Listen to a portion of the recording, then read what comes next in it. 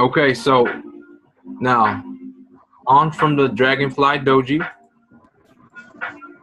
and we're going to talk about another pattern called the engulfing. Okay, this is another very popular pattern that most traders use. Another price action or deal. Now, you can have a bullish or a bearish engulfing, and so actually, let me go back.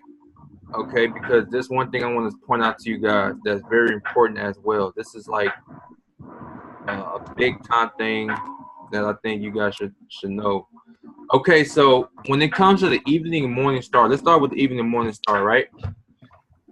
This is how the market makes its money, guys. So pay attention, all right? Um, actually, so let's say let's say that you get this blue candle, right? And then you get this middle candle. Hold on one second. So Daphne, you can't see the screen. Okay, 1 second.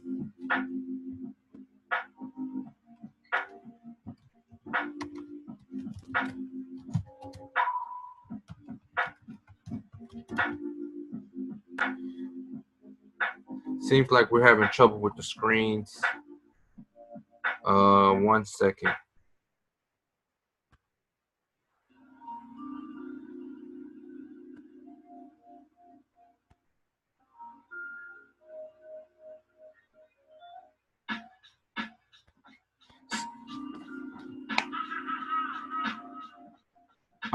Okay, let me do this.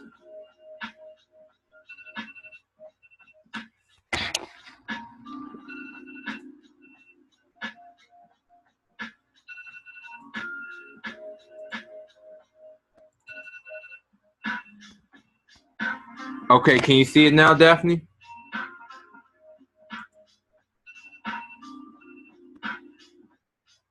Awesome. All right, I think I just had it backwards. And that's fine. All right, so now let's get back to what I was talking about. Thanks for pointing that out, Daphne. Okay, so when it comes to the evening star, okay, you're gonna have this bullish run, and this is very important. All right, this blue candle is gonna form. You're gonna have three candles that make up the evening star, the morning star, the evening doji star, the morning doji star, and so let's look at the three candles, including the involved within the evening star. Right, you have this blue candle that forms. Then you have the second candle that gives you, you're kind of like your inverted hammer. Okay, then you get your third. Now your third candlestick is probably the most important out of all of these, because you always want your third candle to complete more than, or at least 50% of the body of the first candle. Okay, so you see how this third candle is almost halfway, if not more than halfway of this first candle. That's what you want. Okay, now anything shorter than that, the market is gonna just try to trick you guys. Okay, it's gonna try to get you. All right, so you guys gotta pay close attention to that. Let me find an example. Let me see if I can pull up an example for USD. And so when I was trading, when I was looking at the Dixie for the week from this weekend, I noticed that and I said, "Oh my gosh, you're about to get so many people," because that's how the market works. When I talk about psychology, guys, that's one of them. And so let's say you're on 2 hours of sleep, and bam, you can just miss that small little detail just like that. So that's why I also emphasize, um, proper amount of sleep when you guys are looking at these patterns. Let me see if I can pull up a good example so you guys can better see.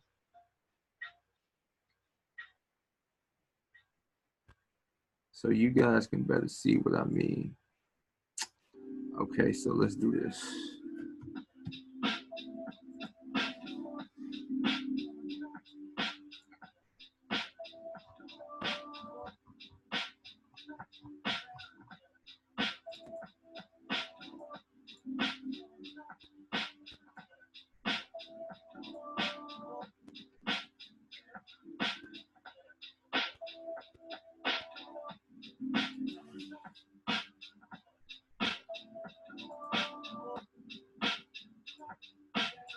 All right, cool, cool. All right, so actually, here's a harmonic pattern, okay, guys? This is a harmonic pattern that I'll talk to you guys either today or Wednesday. But so this is what I mean when you want to use as many clues as possible. So whenever you see this pattern, and I'll talk to you guys about how to draw it, exactly how it works. But whenever you see this pattern, that tells you that the market's about to drop. And whenever this pattern ends with the morning star, that's even more confirmation that the price is about to reverse and come down. And so, I mean, evening star, I'm sorry, evening star. So y'all remember evening star, right? Evening star had 3 candles. It went up and then down, right? So you're expecting this because this looks like an evening star. Okay, you got the green candle, then you got the middle candle, even though it's a little bit thick. Okay, it's a little bit, the body of the candle is a little bit big. Okay, I don't know that was a proper wise use term there, but and then you got this next third candle, which is just, I mean, it's tiny. Like it doesn't even, it has no body to it. And so you would think, okay, well, if you don't have enough sleep and you just glance at this, you would think that it's an evening star. The market is going to go down because you have the confirmation of this butterfly pattern, and you see this price action here. But no, that's incorrect because it didn't fully play out. Okay, so that's one thing you guys got pay attention to. It's just how these candlestick patterns. Oh, so here's an even better one. Here's an even better one. So right here.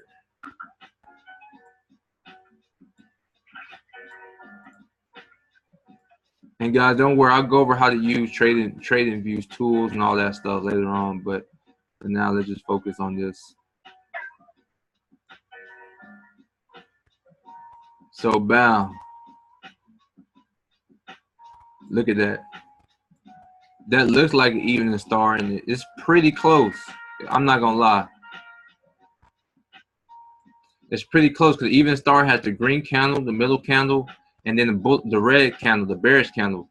And you would think that price is gonna drop here, but no, it doesn't, because look at this red candle. It's not 50%, and it's very close. I'm not gonna lie to you, it's very close, but it stops short. And on top of that, it doesn't really have a wick at the bottom at all, which is kind of fishy. And then look what pattern forms after this evening star. A morning star, right? And so again, the morning star usually it starts with a red candle, and this is actually a morning doji star because you have the red candle, then you have the doji in the middle with the green candle, but the red candle is not 50% length of the third candle, the green candle. And so I don't know. I don't think I would have entered that trade at all, or would have been able to say the U.S. dollar strengthening or weakening because of that. So let's go back to the screen. Bottom line is you want to make sure that that last candle that forms that particular pattern is at least, you know what I'm saying, 50% of the first candle, okay? And that's big time because a lot of traders will not see that, and they'll expect the market to go down and it'll go up, or they'll expect it to go up and it'll actually go the opposite way. So, you guys keep that in mind. That's very important. That's something that you want to take with you.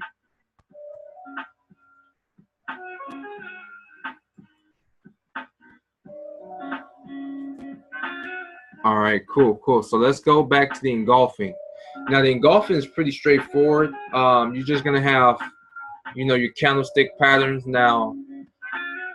Um, now here you have a bullish run, as you can see, and it's just like a railroad track. They call them railroad tracks because they look like two tracks pretty much. And the big thing, as I just mentioned before, is that one candle is equivalent to at least 50% or more than the other candle. And you can have a bearish, engulfing, or you can have a bullish engulfing.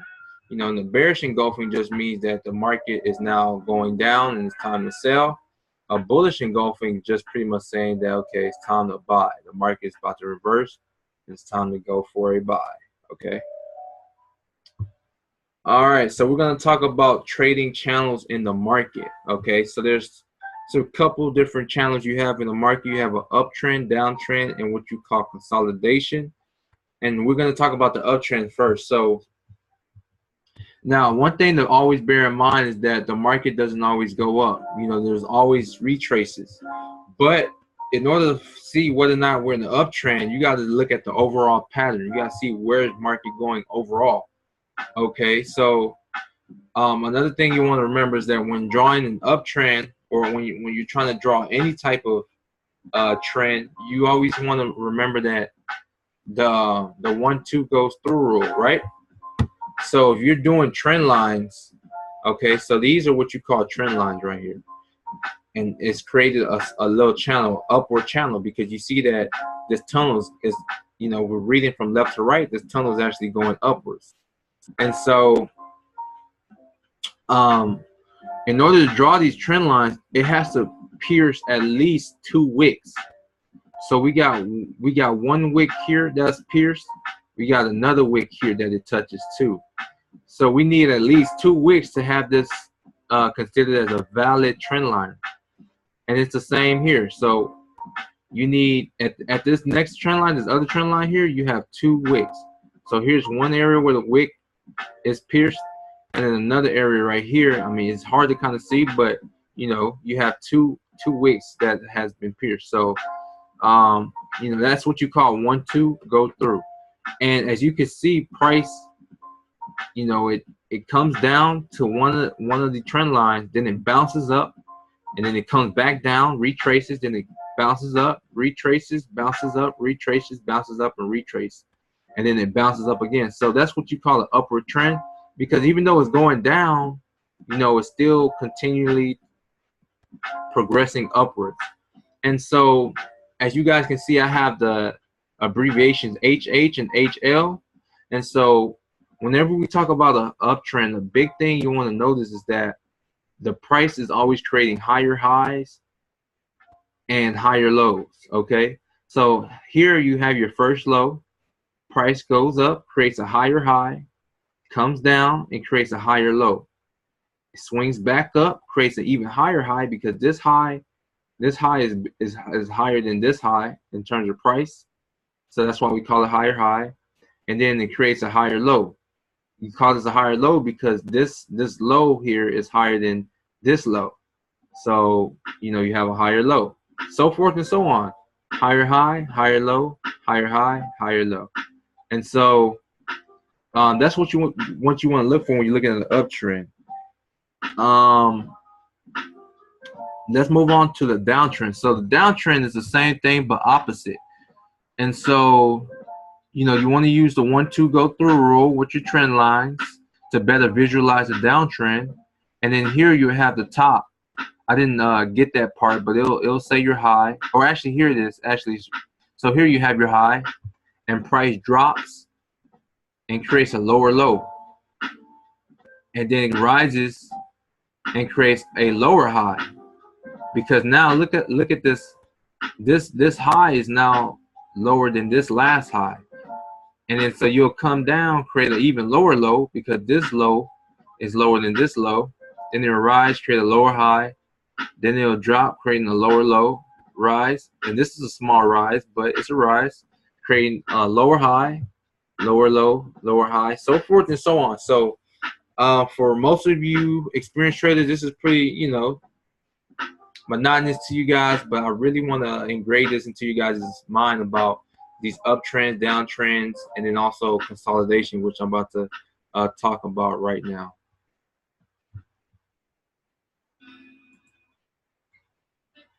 All right, consolidation. Okay, so you may ask yourself, like, or ask me, like, yo, Brian, what the heck is consolidation? All right, so it's when price is neither in an upward trend or a downward trend. It seems to be consolidated within a certain price zone or stagnant. Okay, so, you know, it's kind of like on a conveyor belt, you know, just going in a straight line, no upwards or downward movements, right? And the beautiful thing about these consolidations, or, you know, is that you can usually expect a breakout either a bullish breakout or a bearish breakout with these consolidation zones. So that's one thing you want to keep in mind. So the best way to determine when you do have, so let's talk about this consolidation area real quick.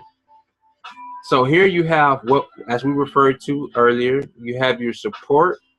Actually, your support's here, and your resistance is here. And so it's not really pretty, but you see price hitting your resistance, then your support, then your resistance, and then your support, and then your resistance again. And so it's created a channel where it's just kind of consolidating within this range. It's not going up or down, even though you could look for little small downtrends within this consolidation zone. Once your eyes are trained, you'll be able to see that overall this isn't it's consolidating, right?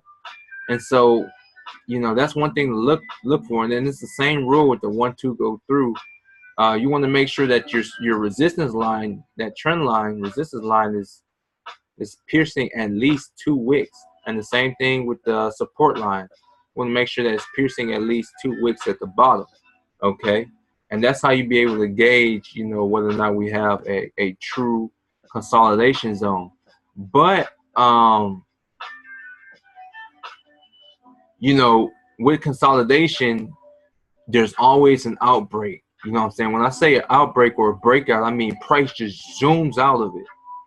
You know, it's like price is building up. You know, it's like a volcano. It's just consolidating. It's like bouncing up and down. You know what I'm saying? And all of a sudden it just explodes. And then, you know, it can either explode upward or downward. And that's where a lot of traders actually make their money, especially during what we call NFP, which is a non-farm payroll. And it occurs the first Friday of every month. And really what that is just like a monthly, you know, report of how the U.S. has done. And usually, you know, because the U.S. dollar is such a strong currency, that can move a lot of pairs in a really, really dramatic fashion. So with these breakouts, you know, let's say you see this consolidation, you're like, man, I wonder where it may break out. Well, there's 2 ways, or yeah, 2 ways you can, you know, find out. One, by looking at news. So like if you have dovish news, which means that, you know, that news is going to negatively affect that pair and make it drop, then you'll be looking to sell. You know, or if you have bearish news, you know, that pretty much means that that pair is going to, you know, rise, because that's good news. You know, let's say unemployment rates has dropped dramatically within the U.S. Well, the U.S. dollar is going to strengthen, right? Because that means more jobs are becoming available for U.S. citizens. More jobs means, you know, that the economy becomes more productive. You know, that, you know, you have less poverty. And so the U.S. dollar strengthens, and bam, it can just explode up. So, you know, you can look at news, or you can also look at the higher time frame. And usually, you know, when we talk about time frames, which I'll touch on later on, is, you know, you want to think about the higher the time frame, the more likely, you know, something's about to happen. So let's say I'm looking at the hourly time frame, right? And I see consolidation. But if I go on a quarter hourly time frame and I see that a bullish pattern has formed, well, you know, that pretty much predicting that hourly time frame is going to explode upward. So that's just another way that you want to you know, keep in mind. And that's just something that you really want to keep in mind, like, you know, whether or not, you know, whether you have news, or, you know, whether you're looking at the higher time frame, because the higher time frame always tells you what the lower time frame is doing. And, you know, so you have like the daily, which predicts what's going to happen on the quarter hourly. Then you have the quarter hourly, which predicts what's going to happen on the hourly. And then you have the hourly, which predicts what's going to happen on the 30-minute. And they're pretty much embedded within each other. But I'll talk more in depth about that later on, and you guys will understand what I mean. Now, let's say we come to you know, we come to where, you know, let's say that price, you know, news isn't helping us, okay, and that, you know, we can't find whether or not price is going upwards or downwards based on the higher time frame, right? So let's go on to the next pattern. which is called a wedge. Okay, so it's just like consolidation. Okay, it's just like consolidation, but it's a more narrow version of consolidation. You know, it kind of creates like this ostrich mouth, like this beak. You know what I'm saying? It creates this little triangle where price just consolidates. And you remember that exploding volcano example I referred to? Well, that's pretty much what it does. It just explodes. Like, as you guys can see in this left example, I mean, price just went down, it went up. Like, it just kind of like, you know what I'm saying?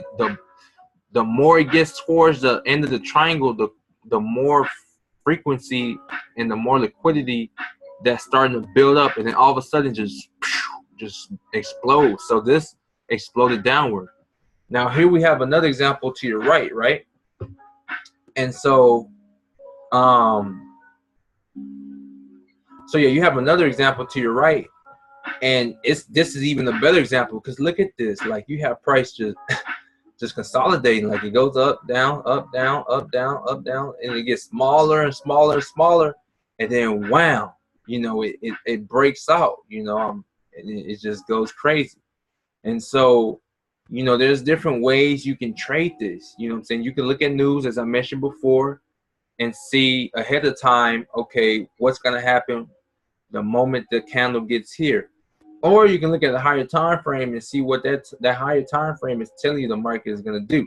The higher time frame is, you know, showing a lot of bearish patterns. Well, you know, that's what's going to take place. You're going to have a bearish market, and it's going to explode downwards in a bearish manner. And so let's move on. So now there's one thing that, you know, that I want to talk about in the slide is what we call hedging. So let's say that you don't have news that's helping you, and you look on the higher time frame, that doesn't help you at all. There's no real pattern within this particular time frame that you're in that's telling you where the market is going. Well, you can just simply hedge this pattern, okay? And that pretty much just means, like, you know, it's simply placing penny orders above and beneath a consolidation zone in order to catch a breakout. And so it's just like when you're fishing, you put nets in certain areas. So, you know, you put nets at the entry and the exit of where fishes, you know, swim around to catch them, right? So if they try to go up, you catch them that way.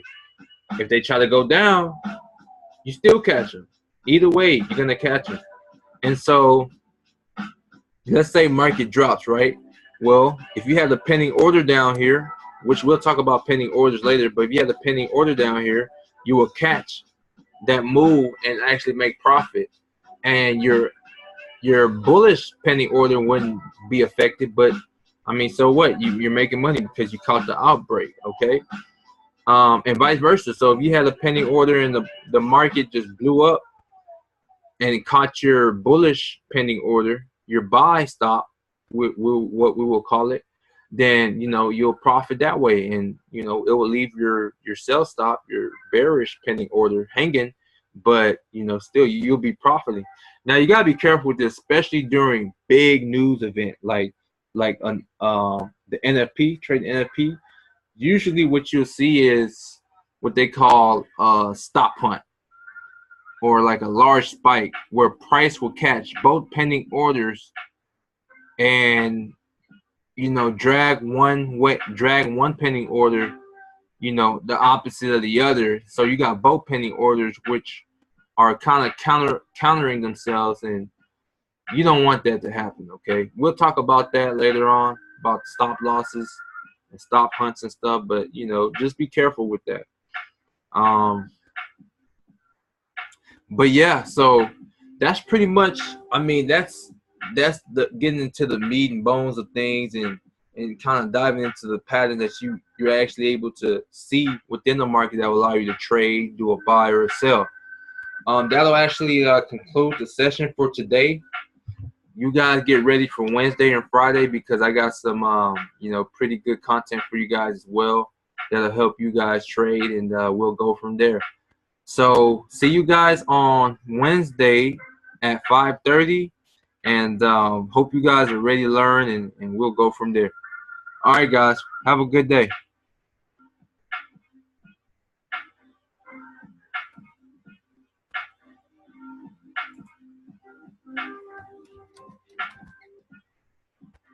Anytime, Daphne.